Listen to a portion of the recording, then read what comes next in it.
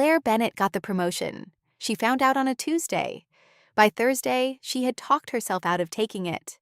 Claire is 29 years old. She is a senior marketing strategist at a mid-sized tech company in Chicago, which means she spends her days building campaigns that convince people to take chances on new things, while spending her nights convincing herself not to. She is good at her job, precise, creative, the kind of person whose presentations end with silence. Not because they were bad, but because people need a second to catch up. Her apartment is clean in the way that means something.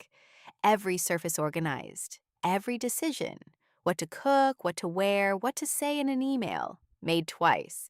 Once out loud and once again, quietly at 2 a.m., wondering if she got it wrong. She has a best friend named Megan who has been telling her for 3 years. Claire, you are the most competent person I know who absolutely refuses to act like it. Claire always laughs when Megan says this. Then she goes home and wonders if Megan is just being kind. The promotion is VP of Brand Strategy. It's the job Claire has been building toward for 6 years. The title she's written in her journal, yes, she has a journal, and yes, she's embarrassed about it, since her first week at the company. Her boss, Richard, called her into his office and said, "You're the obvious choice. You've been the obvious choice for 2 years. I just needed the headcount approved." Claire said thank you. She shook his hand. She walked back to her desk, sat down, and opened a blank document, and started listing reasons it might be a mistake. The role requires managing a team of 11. She's managed 3. What if the jump is too big? The VP title means she'll be in the room with C-suite executives. What if they figure out she doesn't belong there? What if she takes it and fails, publicly, visibly, in a way she can't recover from? By the time she gets home, the document has 19 bullet points. She makes tea. She reads the list again. She adds 2 more. She does not call Megan, because Megan will tell her to take it.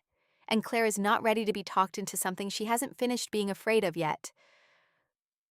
On Friday morning, Richard calls her back in. Claire thinks, he wants an answer. She has prepared 7 possible responses. She has ranked them by risk. She has rehearsed the one that buys her more time without seeming uncommitted. Richard sits down. He looks uncomfortable. "Claire," he says, "I have to tell you something, and I want to be upfront with you. We offered the position to Derek this morning." Claire doesn't move. "The board wanted someone with VP level experience already. I pushed back, but..." He shakes his head. "I'm sorry, I should have given you a harder deadline." Claire walks out of his office. She sits at her desk. She opens the document with 21 bullet points and realizes, with a clarity that feels almost violent, that not a single one of them matters now. She spent 4 days protecting herself from a risk. The risk protected itself. Claire takes a long lunch. She goes to the coffee shop across the street, the one she never goes to because she calculated once that it costs $4 more per visit than the cafe in the lobby. And she orders the expensive thing and sits by the window and doesn't look at her phone. She thinks about Derek. Derek is fine. He's competent. He will probably do the job well. He also, Claire knows, has made more visible mistakes in the past 2 years than she has. He once presented wrong data to the entire leadership team and laughed it off. He once missed a deadline so significant it delayed a product launch by 3 weeks. He wasn't paralyzed by the possibility of mistakes. He just made them and kept going. Almost applied to the creative director role at the agency she admired. Almost pitched the rebrand concept she'd been developing for 8 months. Almost said yes to the speaking opportunity at the industry conference last spring. Almost. Always. Almost. Not because she wasn't ready. She realizes this now sitting here.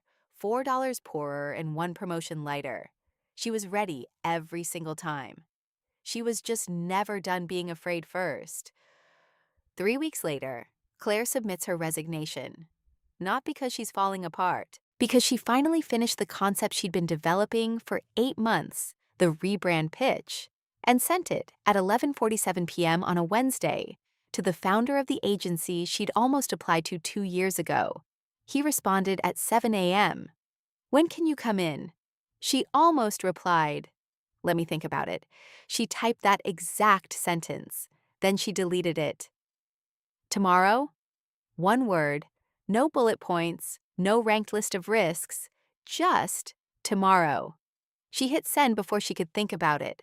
For the first time in her adult life, Claire Bennett acted before she was ready, and it felt nothing like she thought it would. It didn't feel reckless. It felt like finally exhaling. The new job is harder than the old one. Claire makes mistakes in her first month, real ones. A campaign brief that missed the client's tone completely. A timeline she underestimated by 2 weeks. A meeting where she spoke too fast and had to ask them to let her start over. She does not go home and make a list of all the ways she's failing. She goes home and makes dinner. She calls Megan. She says, "I messed up today."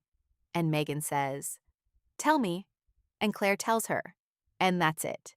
But something has shifted. The worst thing that happened to her wasn't the promotion she lost. It was the 4 days she spent protecting herself from living. The promotion was just the thing that finally proved it. If you've ever been Claire, if you have a document somewhere, a list, a folder full of almosts, this is not a story about being less careful. Careful is not the problem. Careful built the bridges. Careful caught the errors. Careful kept you here. The problem is when careful becomes the reason you never arrive. Research consistently shows that the pain of inaction, what psychologists call omission regret, outlasts the pain of a wrong choice by years, sometimes decades. We remember the things we didn't do far longer than the things we did and got wrong. Claire didn't need to stop overthinking forever. She needed to act once, before the analysis was complete. The ground holds, even when you're not ready, even when the list isn't finished, even when you're still afraid. You can go.